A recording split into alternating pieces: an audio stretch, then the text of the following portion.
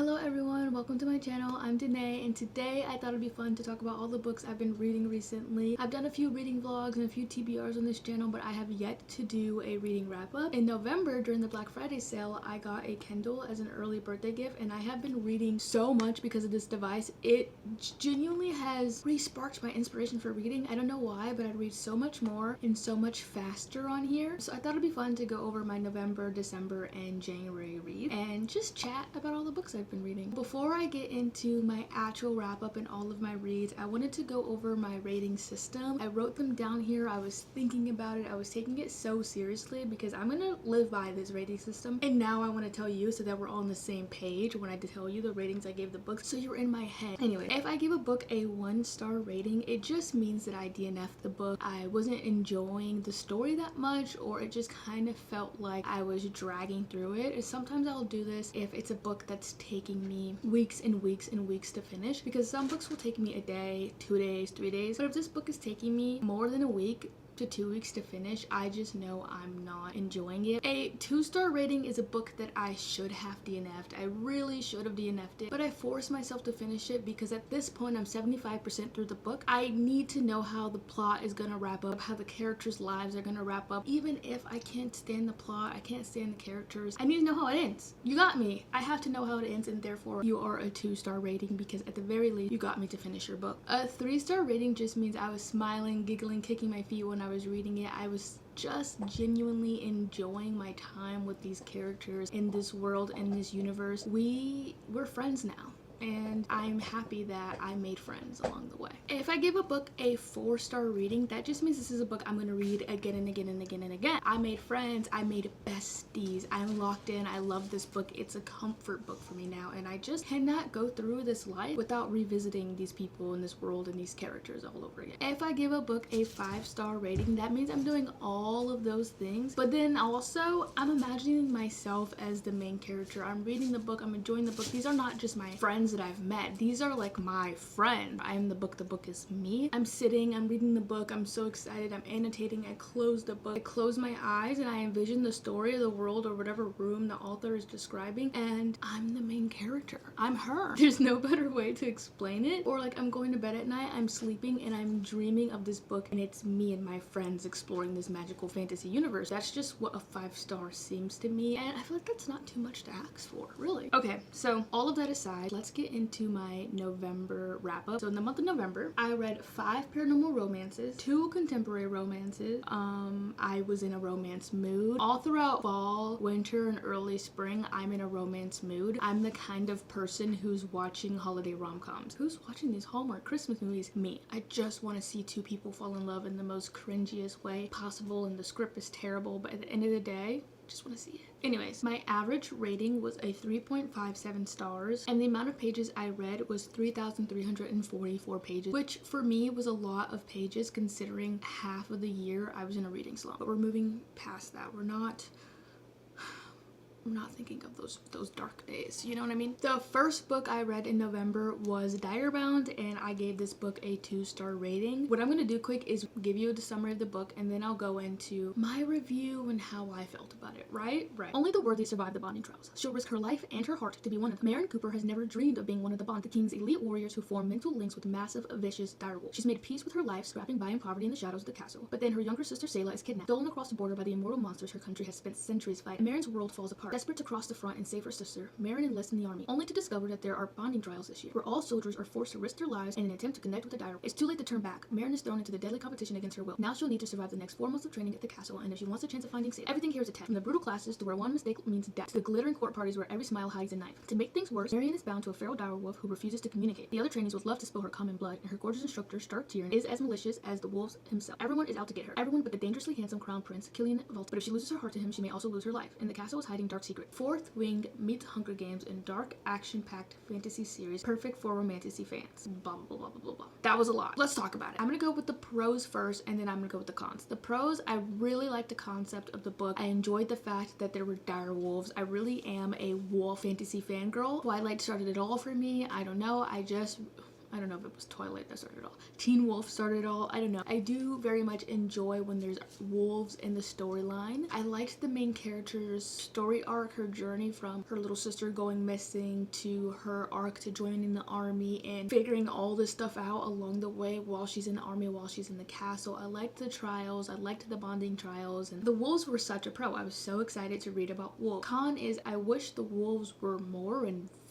I wish they were just slightly more prevalent in the story. Like, we're always talking about them, but they're not as there as, say, Fourth Wing. In Fourth Wing, the dragons, they're basically their own characters, right? They're a constant in the story, and you're always hearing thoughts from the dragons. You just get so much more from that element of the book. I don't know. Another con is I don't like when books compare themselves to the Hunger Games. I feel like it just puts you on this impossible journey to compare yourself with a book that is up on a pedestal, or a franchise that's being held up on such a pedestal. Not only is it the Hunger Games trilogy, but it's the Hunger Games movies, it's the Hunger Games Sunrise and the Reaping, Valor, Sombras, and Snake, it's the nostalgia, it's all of these things that you're competing with when you put yourself up against the Hunger Games. So I try to just ignore that, because I would say it was more like Divergent than the Hunger Games in theory. But moving on from that, I thought it was too similar to Fourth Wing. Like I said, there was a lot of storylines that were very much different and did stand on its own. It was really good standing separate from Fourth Wing, but so many things kept happening in Marin's journey that kept just reminding me of Fourth Wing. I don't want to get too specific because I don't want to spoil the book, but for example, Marin has a hard time learning how to ride her wolf, right? Like, she keeps falling off. She's small, I guess, as she described. Everyone else is like tall in stature and they're strong and they have more capabilities than her, even though she's strong for who she is. I think that's similar, and her struggle with riding is very much similar. There was just a lot of different aspects to this that I thought was similar to Fourth Wing, enough that it was bothering me. And I'm not like a Fourth Wing lover. I enjoyed the books, but it's nothing that I'm going to be constantly comparing it to. I think it's a fun book to get into. I definitely will still read book 2 when it comes out. It wasn't a book that I was like, I hate it, it's da-da-da-da. I just thought that there was so many little things reminding me of a different book that it was irritating me and dampened my experience of the book. But other than that, I really enjoyed it. I liked the main male character, the big reveal or the plot twist that ends up happening, and overall I enjoyed the story. I don't know if I should bump it up to a 3-star because I didn't feel like I forced my way through it at all. I read the book within a night. I just felt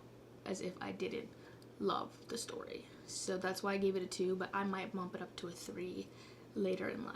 The next book I read, I really enjoyed. It's a series, it's a trilogy, I think. It was The Wolf King, and I just love this book. I would reread it again. I just had such a good time. In this book, we're following Aurora, a princess who lives in this castle, and like right as we open up the book, we see this dog fight going on, except for it's not dogs, it's wolves, werewolves, and they're forcing them to fight to the death. There's an alpha, and then there's a young adult wolf, and they're forcing them to fight to the death. And here's Aurora, her dad, and her soon-to-be husband sitting here on a throne watching them as the audience watches this wolf fight in the center. Aurora can't take it. She's sick to her stomach. She doesn't think it should happen. She knows the young boy's gonna die. Her heart's pitter-patter, pitter-patter. She makes eye contact with the alpha wolf, the monster, right? And she goes, stop it, enough. And then her monster of a husband is like, Aurora, darling, go to your room. Like, don't do that anymore. Then it gets good, right? The alpha ends up escaping the castle, kidnap the princess in hopes that she's gonna be their bargaining chip to winning this war, and they run off into the night. So Aurora has found herself in a position where she's escaping one prison and presumably being led towards another, because the humans and the werewolves are in war with one another. They don't interact, they don't like each other, and she's been kidnapped by a pack of them, and they're headed to the north. They're headed to where the werewolves live.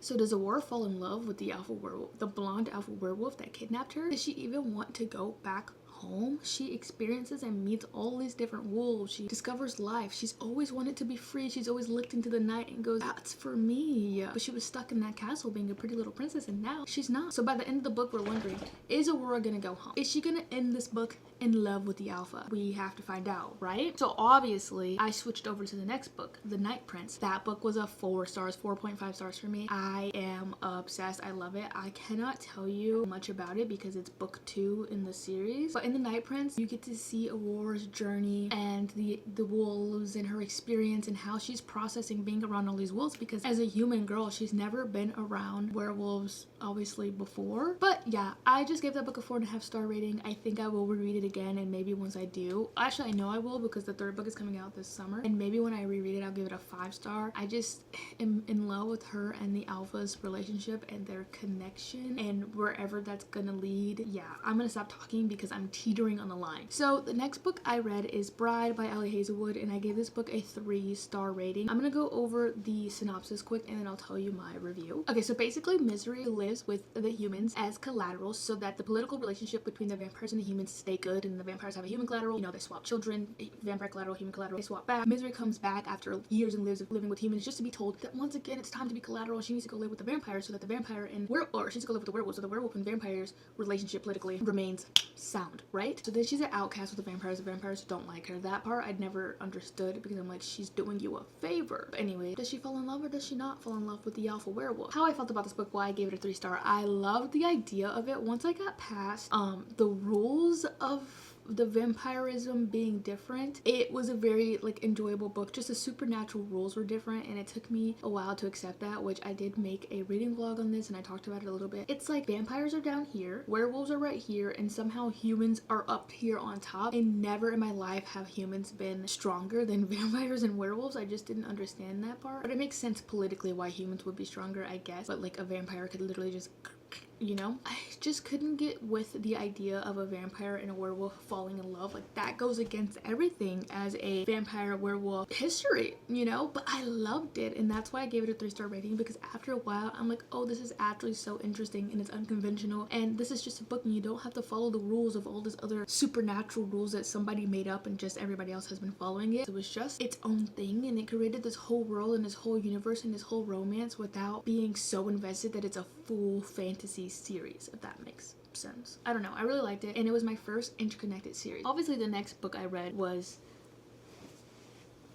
Mate by Ali Hazelwood. I gave this book a 5-star rating. Now I know I said that a 5-star rating means I'm envisioning myself as a character. I'm gonna have to take that back when it comes to this book because I was not envisioning myself nodding. I didn't even know what that was before I read this book. Besides that, I loved the book, and something about me just loved this book obviously more than I loved Bride, because I gave Bride a 3 and Mate a 5, and I've seen a lot of people reverse that because they think Bride was, I don't know, but this was just so good to me. Before I start talking about my review, let's read the synopsis. Serena Paris is orphaned, packless, and one of a kind. Coming forward as the first human-were hybrid was supposed to heal a century-long rift between species. Instead, it made her a target. And if you go down a little bit more, you see, as alpha of the Northwest Pack, Cohen Alexander commands obedience. His authority is so absolute, only a fool would threaten his mate. It doesn't matter if Serena doesn't reciprocate his feelings. Nothing will stop him from keeping her safe. I just loved it. For me, a werewolf and a werewolf hybrid makes a lot more sense than a werewolf and a vampire romantically, and I was just so much more invested and interested in Serena's story and how she was just the collateral's companion, and how she described in Misery's book and Bride, Serena is like her best friend, she's her companion, versus this, where Serena is just her own person. Even though she was marked for life as Misery's companion, she is her own individual person with her own individual storyline and problems and love stories, and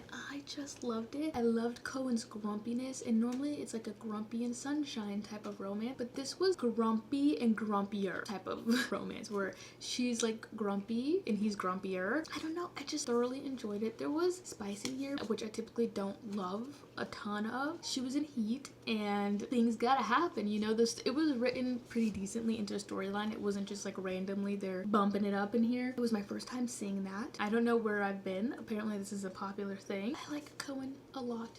I like the way their problems unravel, and I feel like we get a lot more backstory and connection with the characters in this book than I did with Misery and the husband in that book. I don't know why, I just felt way more connected to these characters and I liked them a lot more. So that was Mate by Ali Hazelwood. 5-star read. I really enjoyed it. I also really talk a lot. Clearly I'm a yapper. Clearly I've been yearning for someone to talk to about my books. Okay, the next book I've read has become a favorite, all-time favorite of 2025. Like, it's been my top 5 reads of the year last year, and it's silly because it's a seasonal romance. If It Makes You Happy by Julie Olivia, I gave a 5-star. So I'll tell you the synopsis and then we'll talk about my review. My new next door neighbor seems to have everything figured out. Small town golden boy? Check. Single dad extraordinaire? Check. Hot baker forearms? I didn't notice them, I swear. I, on the other hand, don't at all have anything figured out. Trust me. I didn't think taking over my mom's dream bed and breakfast in Cooperman, Vermont was going to be easy. It should be a good place to heal after my divorce. But apparently my scones belong in the garbage with my small talk skill. As pointed out by none other than Cliff, Cliff is inescapable. He knows exactly what people need always. His charm, the way he wears flannel, and even even his pastries make not wanting to be friends with Cliff and his daughters pretty hard. Friends? I can make friends. That's safe, except I'm leaving in 3 months to pass the inn off to my little sister to get the promotion to Seattle I've been working towards. So ask me why I'm thinking about kissing my hot neighbor. Okay, I love this book. I loved it so much because it's so much more than that description, but I don't want to give anything away that's outside of that. But in this book,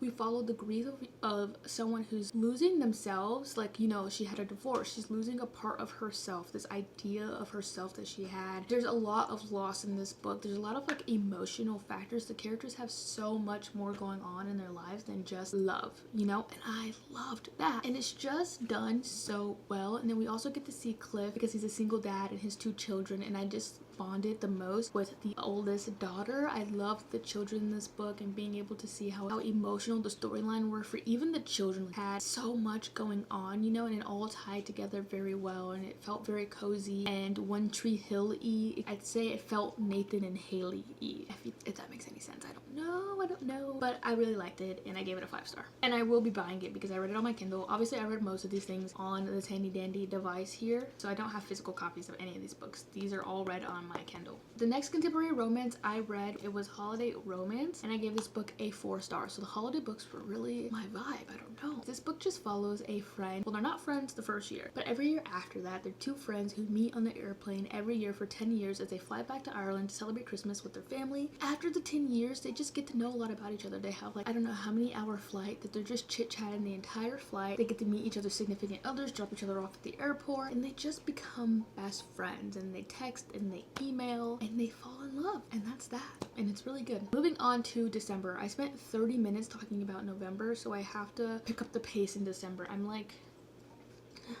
I'm gasping, I'm running out of breath.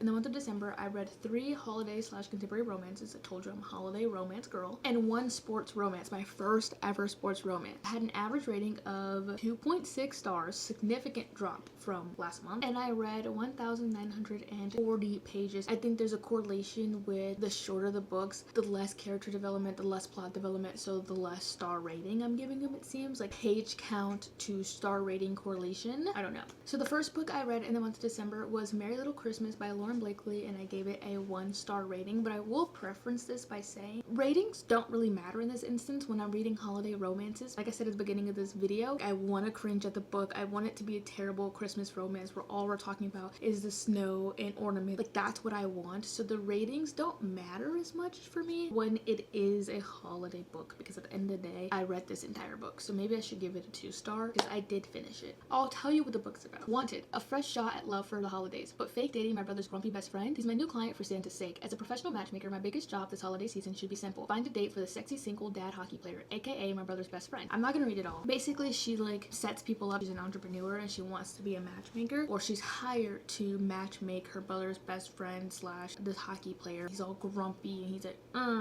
don't put me on a date, just go on a date with me. And then they go on a bunch of dates and then they fall for each other, but it's like very lusty, which is given. It tells you that at the beginning of the book that it is a spicy Christmas romance, and I just felt like it was a little too lusty. The characters didn't have much background, they didn't have much character development, which, I mean, the book was 518 pages, so I just found myself getting really bored. And I think if you're gonna make a book that has not a lot going on, we're just going on a bunch of these fake dates, but they're not fake dates because nobody is there, so we're fake dating, but nobody knows we're fake dating. We're just saying we're fake dating so that we can keep going on dates and telling each other that it's a fake date / interview for my business, except I'm not doing any interviews and we're not fake dating because nobody else here thinks we're fake dating, and then we're just going on real dates basically, and we start liking each other, and it's just 500 pages of these fake dates, and then they start dating. I wouldn't even say fall in love. They just start banging. It just wasn't my favorite book. I think it was just too long for what it was, and if it was shorter, it could have been better. I don't know, it was a 1-star. I don't want to harp on it too much. It just is what it is. Next book I read was Better Not Pout. It was 294 pages, and I gave this book actually a 3-star rating, and this is Better Not Pout by Maren Moore. I thought the idea was really cutesy. It was very Christmassy. Basically, she writes this letter to Santa, puts it in the mailbox, and on the letter it just describes her perfect man, like exactly everything she's looking for in a husband or in a boyfriend, in a man that she's yearning for, and she puts it in the mailbox thinking it's just gonna come back to her because she owns the local candy shop, and it's supposed to come back to her because they do these letters to Santa every year. She goes up to check the mailbox and her letter is not there, but then she looks at the store right next to her store, and the perfect man that she described opened up a bar now. day one, this is her first time seeing him. Her ex-boyfriend comes in to cater some candy from her candy shop with his fiance, while the grumpy next door neighbor man that's her perfect dream husband is there. And so he decides he's gonna say, "Aye, that's my girlfriend." And now they're fake dating, and then she gets to go on his Christmas holiday trip to his family's cabin, and he gets to hang out with her, and then they fall in love. And there was a ton of spice, but the characters actually had like personalities. I don't know what just happened there, but the characters have personalities and it was actually interesting. Moving on, Snowden. This was an interconnected series with holiday romance. I didn't like this one as much. I think sometimes I have a hard time with interconnected series and liking the second couple as much as I enjoyed or liked the main couple. So I found myself not liking them as much, but I still liked them and I really enjoyed them and I liked their storylines. And basically what happens is they get snowed in a cabin. It's hot and steamy from there, you know? So I gave that a 3 stars. The last holiday book I read was The House Swap. This book I really wanted to enjoy. The idea of it was really cool, but in the end of it, I just didn't like it. I gave it a 2-star rating. Basically, this book follows 2 main characters who live in totally opposite places, like on the coast of Maine and in London, and they both want space from where they're at, so they swap houses, and he goes and lives in her house and she lives in his apartment. And while he's living at his house, he's falling in love with all the little things about her in her house, and she's falling in love with him because they're texting each other every single day, and then they fall in love. But the problem is there's little hiccups here and there in the book that I just thought were unnecessary, that I just didn't really enjoy. And the book was 300 pages, so it wasn't very long, but it felt like ages long, and I just thought it was silly. I remember telling my boyfriend, like, "Can you believe this?" And then he's like, "Yeah, it's kind of silly." Like, I don't know, I just thought it was silly. I gave it a 2 star. I had to force myself to finish it because I wanted to know how it was ending, but I think I could have just DNF'd it. Last but not least, my first ever sports romance. This was a nice read. It was Face Off, the DC Star series, and I gave it a 4-star rating. Everybody loves this book, so you probably already know what it's about, but it's a hockey romance, and it's Emmy Hartwell, and I can't remember the male's name at the moment, but they're both competing on the ice, except for they're on the same team, and there's tension, and there's grumpiness, and there's spice, and there's love, and it's just so interesting. And obviously there's like plot twists and all of these different things happening, and it's very, very interesting, and it got me into a hockey romance streak. So for the month of January, I read 3 sports romance books and 1 contemporary romance. So just to preface, first I'm gonna go back to Face Off. I did not read the rest of the DC Star series because I'm struggling to like the rest of the characters in the series because I liked the first set so much, so it's just taking me time to get there because I get attached, you know? I'm gonna talk about all these books in January at one time. I started the Windy City series in January, and I read Mile High, The Right Move, and Caught Up, and I gave each of them 3-star ratings. Mile High follows Stevie and Daddy Xander. That's what they call him. And they meet while she is his flight attendant on a plane, with him and his hockey team traveling for games. And it starts off grumpy, and then well, not even grumpy. It just starts off tit for tatty until they tit for tat, you know? And I really enjoyed it. I thought it was fun. I liked Stevie's storyline. She had a little bit of depth to her. I liked Xander. I think he could have had more storyline. I think it's because we're told he's a bad guy, but not really. So then there's no character development, right? Because he's already a developed character that we're just being revealed, but I feel like we're not actually being revealed because it's being told to us. But other than that, I really liked it, and obviously I gave it a 3-star rating, so I was laughing, I was giggling, kicking my feet. Next, I read The Right Move. This one I might re-rate a 4-star because I really, really like Indy and Ryan's relationship so much more than Stevie and Xander, because for some reason the characters just had more interesting storylines. They had more depth to me. We went back into the past and we saw so much of who they were before their relationships, why they were having all these hang-ups, and then how they got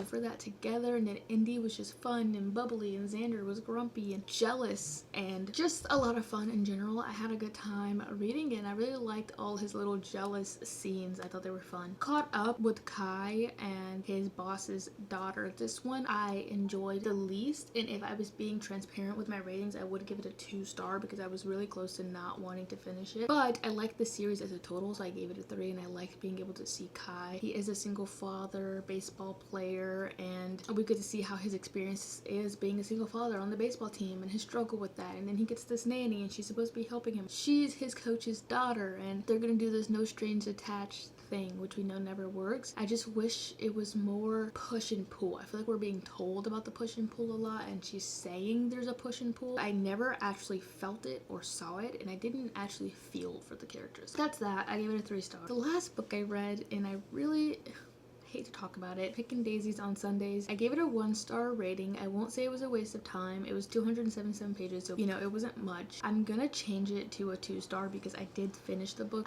I just didn't enjoy it. I wanted this to be this cutesy, whimsical romance, and it just wasn't that. I think within the prologue, I already knew how the book was gonna end, so then we went 260 pages of this whole plot, and you being like, when are they gonna figure it out? And then in the last 17 pages, they finally talk about it, and they finally get together, and I just think it was so irritating. Like, I was so annoyed, just dragging out because they're fake dating, but there's no real reason why they're fake dating. And I love fake dating trope. Funny stories, like one of my top 5 books. I love close proximity, fake dating, best friend to lovers, slow burn. Like, those are my favorite tropes ever, but there was no reason for them to be fake dating.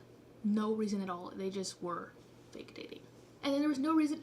It's just, they're like high school best friends, and they've experienced trauma together. They've had all this different sad stories or whatever going on. They experienced and they grieved and they got past a lot of things together as best friends, just to ghost your best friend one day after they're constantly trying to talk to you, trying to figure out what's going on, and you're just never gonna speak to them again. And then one day you're just gonna bump into them in the bar and start fake dating them. The story just didn't make sense to me. As much as I wanted it to, it didn't. But I loved the male character. I loved the academic type of vibes he's giving. Like, he's a TA. He was very cutesy. He was very understanding. He was very much in love with her. I really did like her too, separately from the story. I liked the female main character. She was very artsy, and I could totally envision her going to school and all these different things, but together in that story, I just didn't enjoy it that much, but I wish I did. That is everything I read in November, December, and January. So my average rating was 3.13 stars, which I'm totally satisfied with, and I read 6,887 pages, which again, I'm really satisfied with, and I'm happy my Kindle got me back into reading, and this definitely helps me like just click and click and click through pages. And I had a great time reading all these books, and it really is just helping me discover what books I enjoy versus books I don't enjoy. And also, I just read literally only romance books over the course of these 3 months, so surely there were going to be romance books I loved and romance books I didn't love, and just getting tired of them after a while, like, that is natural. So maybe in February I'll read something that's not a romance, but I doubt it because it's the month of love. Thank you guys so much for watching this video. Comment below some of your recent reads. I had a really good time talking about all the books I've read. I don't think I've ever really gone back and discussed the books I've read in bulk. I had fun, and I hope you did too, and I will see you later.